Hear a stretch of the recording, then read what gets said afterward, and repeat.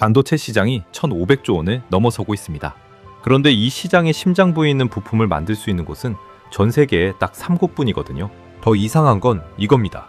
이 부품을 처음 만든 나라, 한때 점유율 89%를 가졌던 원조가 40년 전에 스스로 포기했다는 거죠. 인챈 500조짜리 시장에서 가장 중요한 부품을 왜 3곳만 만들 수 있는 걸까요? 그리고 왜 원조는 떠나는데 후발주자였던 한국만 살아남은 걸까요? 오늘은 엔비디아도 직접 만들지 못하는 AI 핵심 부품 HBM 메모리의 구조와 한국만 살아남은 이유를 다뤄보겠습니다. 그 답은 기술력만으로는 설명이 안 됩니다. 경제 구조가 궁금하신 분은 구독과 좋아요 눌러주시면 큰 힘이 됩니다. 2024년 10월 29일 뉴욕 증시가 마감되자 숫자 하나가 화면을 채웠습니다. 5조 달러.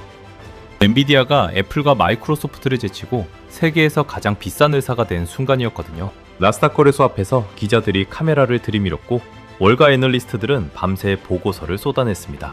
연매출은 1257억 달러, 우리 돈으로 약 185조 원입니다. 직장인 평균 연봉이 4,200만 원이니까 직장인 440만 명의 1년치 월급을 이 회사 하나가 벌어들인 셈이에요. 솔직히 이 숫자만 보면 완벽한 회사처럼 보이거든요. 근데 여기서 재밌는 게 뭐냐면요. 이 매출의 91%가 딱 한 곳에서 나옵니다. AI를 돌리는 데이터 센터요. 게임용 그래픽카드로 유명해졌지만 지금 엔비디아의 수익 구조는 사실상 AI 칩 장사에 몰려있는 겁니다. 문제는 그 AI 칩의 내부 구조에 있었습니다. 엔비디아가 설계하는 건 연산을 맞는 GPU 부분이에요. 그런데 GPU가 아무리 빨라도 옆에 붙어서 데이터를 공급해주는 부품이 없으면 아무 소용이 없거든요. 비유하자면 이런 겁니다. 엔진이 5,000마를 기어도 연료 탱크가 빨대만 하면 차가 안 나가는 것과 같은 구조죠. 그 부품이 HBM, 고대 여폭 메모리입니다. AI가 학습하고 추론하려면 수십억 개의 데이터를 동시에 읽고 써야 하는데 이 속도를 감당할 수 있는 부품이 HBM밖에 없어요. 이게 뭐냐면요. 엔비디아는 이 HBM을 직접 만들지 못합니다. 설계도 안 하고 생산 공장도 없어요. 전량을 외부에서 사와야 하죠. 그리고 이걸 만들 수 있는 곳은 전 세계에 SK하이닉스, 삼성전자, 마이크론 딱 3곳뿐입니다. 2025년 2분기 기준으로 SK하이닉스 62%, 삼성 17%였거든요. 한국 두 회사를 합치면 79%입니다. 현 85조 원어치 칩을 파는 회사가 그 칩의 핵심 부품 80%를 한국 두 곳에서 가져오고 있었던 거예요. 세계에서 가장 비싼 회사의 수익 구조가 한국의 공장 두 곳이 멈추면 같이 멈추는 형태였던 겁니다. 세계에서 가장 비싼 회사의 심장부가 한국 공장 두 곳에 달려있다는 건 알았습니다. 그런데 왜 딱 그 두 곳일까요? 다른 나라, 다른 회사는 왜 못 만드는 걸까요? 답은 이 부품의 내부 구조를 들여다보면 보이기 시작합니다. HBM을 손 위에 올려놓으면 손톱보다 작은 검은 칩 하나입니다. 겉에서 보면 별거 아닌 것 같거든요. 그런데 이 칩을 현미경으로 잘라보면 풍경이 완전히 달라집니다. 얇은 디램 칩이 8개에서 16개까지 층층이 쌓여 있어요. 손톱만한 면적 위에 10층짜리 건물이 올라가 있는 구조인 거죠. 이게 왜 중요하냐면요. 2층들을 연결하는 방식이 문제거든요. 각 층을 수직으로 관통하는 구멍을 뚫어야 합니다. TSV라고 불리는 실리콘 관통 전극이에요. 이 구멍의 지름이 5에서 10 마이크로미터입니다. 머리카락 한 올이 약 70 마이크로미터니까 머리카락 굵기의 7분의 1에서 14분의 1 수준인 거예요. 이런 구멍을 한 층에 수천 개씩 뚫어야 하고 그걸 10층 넘게 반복해야 합니다. 자, 여기서 한번 생각해 보세요. 구멍 하나가 머리카락보다 가는 건 그렇다 치겠습니다. 진짜 어려운 건 2층들을 쌓아 올릴 때 생기거든요. 위층과 아래층의 구멍 위치가 정확하게 일치해야 합니다. 허용 오차가 수십 나노미터예요. 나노미터는 머리카락 굵기의 1000분의 2 수준이거든요. 표면이 수십 나노미터만 어긋나도 접합이 실패합니다. 솔직히 이건 저도 처음에 감이 안 왔거든요. 쉽게 말하면 이런 겁니다. 우리 생활로 바꿔보면요. 아파트 10층을 쌓는데 각 층의 기둥 위치가 0.01mm라도 틀어지면 건물 전체가 무너지는 겁니다. 그걸 손톱만한 면적 위에서 해야 하는 거예요. 그래서 수율이 낮습니다. 삼성전자의 최신 HBM 보용 비램칩 수율이 50에서 60%로 보도됐거든요. 웨이퍼에서 잘라낸 칩 10개 중 45개는 버려야 한다는 뜻이에요. 이 칩 하나하나가 수만 원짜리입니다. 절반 가까이를 버리면서도 수익을 내려면 나머지 절반의 품질이 완벽해야 하는 거죠. 장비도 비싸고 공정도 까다롭고 수율도 낮습니다. 그런데도 이 사업을 계속할 수 있는 곳이 세 곳뿐인 이유는 단순히 기술을 안다고 되는 게 아니기 때문이거든요. 수십 년 동안 디램을 만들면서 쌓아온 공정 노하우, 불량률을 줄여온 경험, 적자를 견디면서도 투자를 멈추지 않은 체력이 동시에 있어야 가능한 영역이었습니다. 메모리 반도체를 이 세상에 처음 만든 건 미국이었습니다. 1969년 캘리포니아의 인텔이 최초의 D램을 개발했거든요. 이후 10년 넘게 인텔은 메모리 시장을 지배했습니다. 점유율이 89%까지 올라간 적도 있었어요. 메모리 반도체라는 산업 자체를 만든 회사였던 거죠. 그런데 1980년대 초반 일본이 들어왔습니다. NEC, 도시바, 히타치 같은 회사들이 대규모 투자를 쏟아부으면서 가격을 끌어내리기 시작했거든요. 인텔 입장에서는 팔면 팔수록 손해가 나는 구조가 된 겁니다. 결국 1985년 인텔은 자기가 만든 시장에서 스스로 철수합니다. CPU라는 새로운 길을 택한 거였죠. 이게 뭘 의미하냐면요. 메모리 반도체는 만들 줄 안다고 계속할 수 있는 사업이 아니라는 겁니다. 불황이 오면 가격이 반토막 나고 그래도 공장은 멈출 수 없고 적자를 버티면서도 다음 세대 기술에 투자해야 하거든요. 인텔은 그 싸움을 포기한 겁니다. 일본은 달랐습니다. 인텔이 빠진 자리를 꿰차고 1980년대 후반 세계 메모리 시장의 절반 이상을 차지했거든요. 그런데 1986년 미국이 칼을 빼들었습니다. 미일 반도체 협정이에요. 일본의 저가 수출을 금지시키고 미국산 반도체 점유율을 20%까지 보장하라고 압박한 거죠. 이 협정은 1991년, 1996년까지 세 차례나 이어졌습니다. 투자는 위축됐고 가격 경쟁력은 무너졌습니다. 일본 메모리 업체들이 하나둘 손을 떼기 시작했어요. 마지막까지 버틴 건 NEC와 히타치가 합쳐서 만든 엘피다였거든요. 그런데 2012년 2월 엘피다가 법원에 파산 보호를 신청합니다. 부채 4,480억엔, 우리 돈으로 약 6조 원이었습니다. 5분기 연속 적자를 견디지 못한 거예요. 다음날 요미우리 신문은 이렇게 썼습니다. 일본을 상징하는 반도체 기업이 한국에 패배했다고요?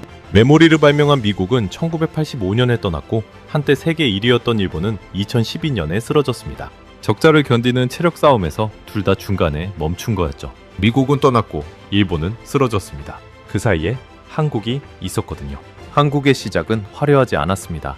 1983년 2월 도쿄 오쿠라 호텔, 삼성그룹 이병철 회장이 기자들 앞에서 반도체 사업 진출을 선언합니다. 훗날 도쿄 선언이라 불리게 되는 순간이었죠. 당시 반응은 냉담했거든요. 미국과 일본이 20년 넘게 쌓아온 기술을, 반도체를 한 번도 만들어 본 적 없는 한국 기업이 하겠다고 나선 거니까요. 그런데 9개월 뒤 삼성이 64K D램 개발에 성공합니다. 미국, 일본에 이어 세계 세 번째였어요. 문제는 그 다음이었습니다. 제품을 만들 수는 있었지만 팔면 팔수록 적자였거든요. 생산 원가가 개당 1달러 70센트인데 시장 가격은 30센트까지 떨어진 적도 있었습니다. 1986년까지 누적 적자가 2천억 원에 달했어요. 보통이라면 여기서 접습니다. 인텔이 그랬고 나중에 엘피다도 그랬죠. 그런데 삼성은 반대로 갔거든요. 적자가 쌓이는 와중에 오히려 생산 라인을 늘렸습니다. 남들이 투자를 줄일 때 공장을 더 짓는 전략이었어요. 비유하자면 이런 겁니다. 장마에 다들 가게 문을 닫을 때 혼자서 매장을 더 여는 거예요. 비가 그치면 손님을 독차지하는 구조를 만든 거죠. 하이닉스는 더 극적이었습니다. 현대전자에서 출발한 이 회사는 2001년 매출 4조 원에 적자가 5조 원이었거든요. 직장인으로 치면 연봉이 4천만 원인데 1년에 5천만 원을 쓴 셈이에요. 부도 직전까지 몰렸고 결국 채권단 관리에 들어갔습니다. 회사 이름도 하이닉스 반도체로 바꿨어요. 주인 없이 10년을 버텼습니다.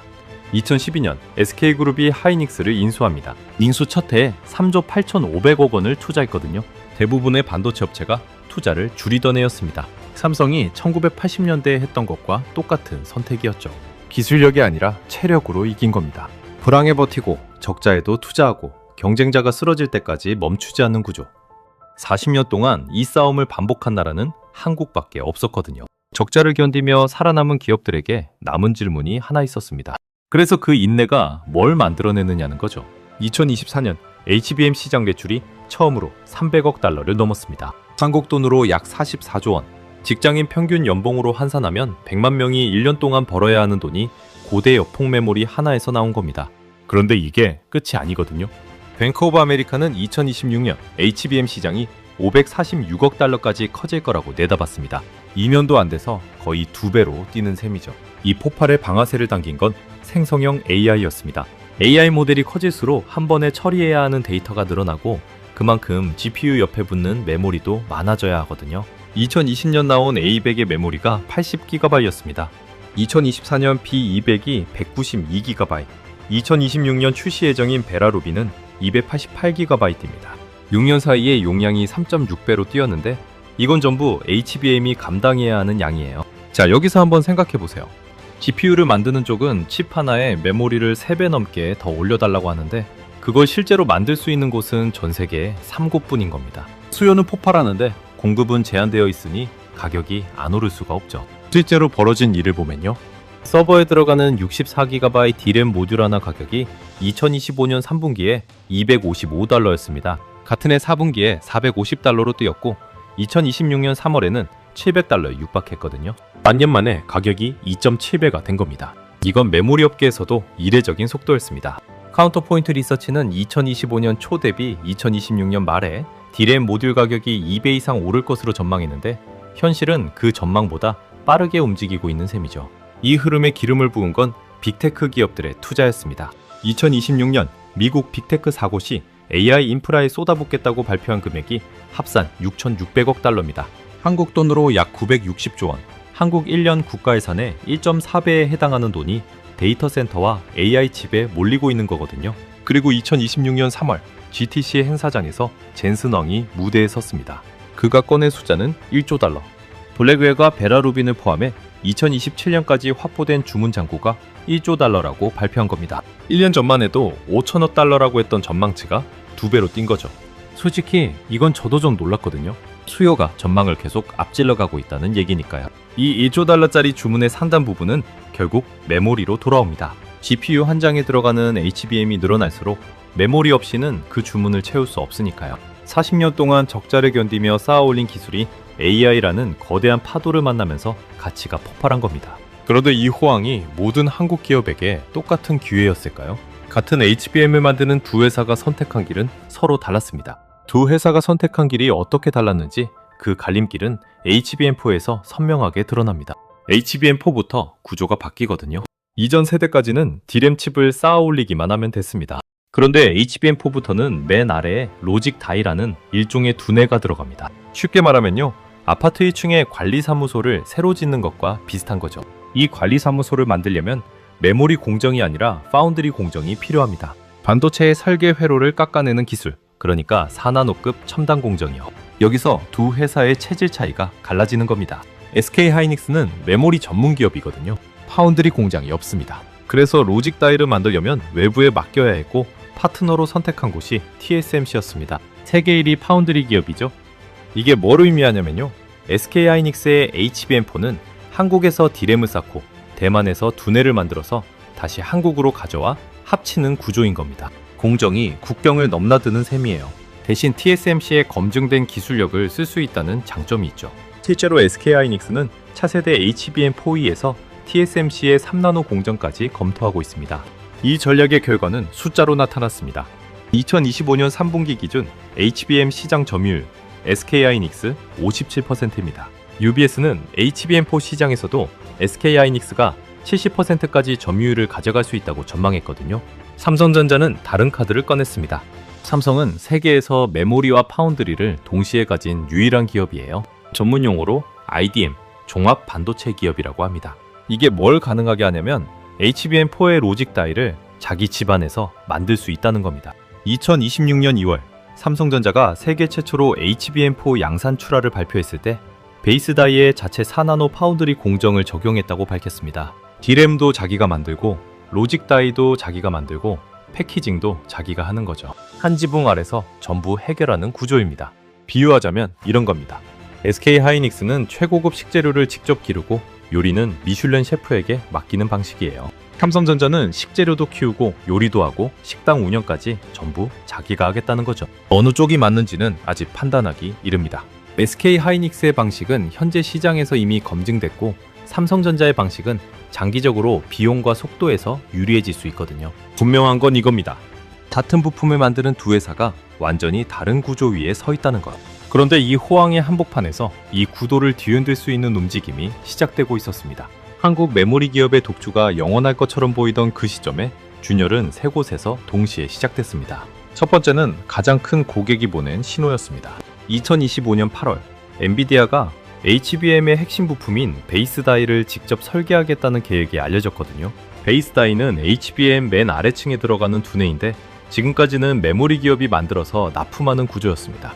그런데 엔비디아가 이걸 자기 손으로 설계하겠다는 겁니다. 2026년 말 개발을 마치고 2027년부터 생산에 들어간다는 일정까지 나왔죠. 이게 실현되면 메모리 기업의 역할이 줄어듭니다. D램 칩은 여전히 한국이 공급하겠지만 두뇌 설계권은 엔비디아로 넘어가는 거니까요.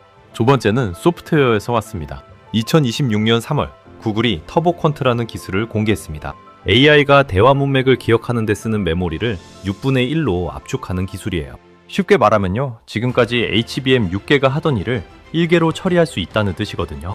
발표 직후 삼성전자와 SK하이닉스 주가가 동반 하락했습니다. 하지만 여기서 좀 더 들여다볼 필요가 있습니다. 터보퀀트가 줄이는 건 추론 과정의 캐시 메모리이지 AI 학습에 필요한 전체 HBM을 대체하는 건 아니거든요.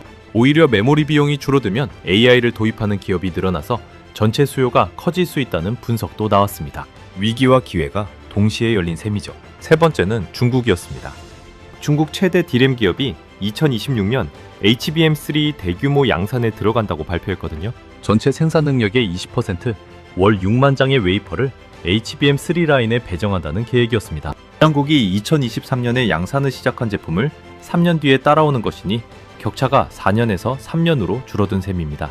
다만 현실적인 벽은 아직 높습니다. 이 기업의 HBM 수율은 1020% 수준으로 알려져 있거든요. 10개를 만들면 8개 이상을 버려야 한다는 뜻입니다. 한국 기업과의 수율 격차가 30%포인트 이상이라는 보도도 있었습니다.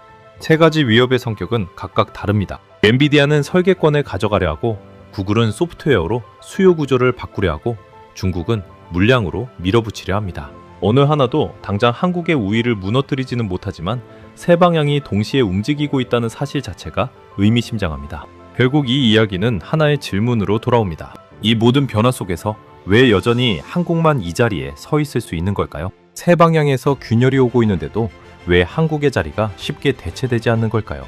도입부에서 던졌던 질문으로 돌아갈 때가 됐습니다. 1,500조짜리 시장의 핵심 부품을 왜 3곳만 만들 수 있느냐는 것, 그리고 왜 원조는 떠났는데 한국만 남았느냐는 것. 답은 기술력 하나로 설명되지 않습니다. 인텔은 D램을 발명한 기업이었고, 일본은 한때 시장의 절반을 가졌습니다. 기술은 둘 다 있었어요. 부족했던 건 적자를 견디는 체력이었습니다. 메모리 반도체는 호황과 불황이 반복되는 산업이거든요. 불황이 오면 가격이 반토막 나고, 그때 투자를 멈추면 다음 호황에서 도태됩니다. 인텔은 1985년에 멈췄고, 일본은 2012년에 쓰러졌습니다. 한국 기업은 멈추지 않았어요. 누적 적자가 수천억 원이 될 때도, 매출보다 적자가 더 클 때도 생산 라인을 늘렸습니다. 그 인내가 쌓이면서 만들어진 게 수율이라는 보이지 않는 장벽입니다. 머리카락 7분의 1을 굵기의 구멍을 수천 개 뚫어서 10층 넘게 쌓는 기술은 논문으로 배울 수 있는 게 아니거든요. 수십 년 동안 불량품을 분석하고 공정을 미세 조정하고 실패를 반복하면서 몸에 밴 노하우입니다. 중국이 HBM3 양산을 시작했지만 수율이 1020%인 이유가 여기에 있어요. 기술 설계도는 따라갈 수 있지만 수율은 시간이 만들어주는 거니까요. 여기에 한 가지가 더 있습니다. AI 시대의 HBM은 단순한 부품이 아니라 시스템의 일부가 되고 있거든요. 로직 다이가 들어가고 패키징이 복잡해지고 GPU와의 맞춤 설계가 필요해지면서 메모리 기업에 요구되는 역할이 넓어지고 있습니다. 한국의 두 기업이 각각 다른 방식으로 이 변화에 대응하고 있다는 것, 경쟁하면서 동시에 시장 전체를 키우고 있다는 것, 이 구조 자체가 다른 나라에는 없는 조건입니다. 물론 이 우위가 영원하리라는 보장은 없습니다. 엔비디아가 설계권을 가져가고 소프트웨어가 수요 구조를 바꾸고 중국이 물량으로 치고 올라오는 시나리오는 모두 현실적입니다. 40년 전 인텔이 떠난 자리를 한국이 채웠듯 한국이 멈추는 순간 누군가가 그 자리를 노리겠죠. 여러분은 이 구도가 앞으로 어떻게 바뀔 거라고 보시나요? 한국이 이 자리를 지킬 수 있을지, 아니면 새로운 균열이 판을 뒤집을지 댓글로 의견 남겨주시면 감사하겠습니다. 오늘 영상이 유익하고 재밌으셨다면 구독과 좋아요 부탁드리겠습니다. 영상 제작에 큰 힘이 됩니다. 다음 영상에서 뵙겠습니다.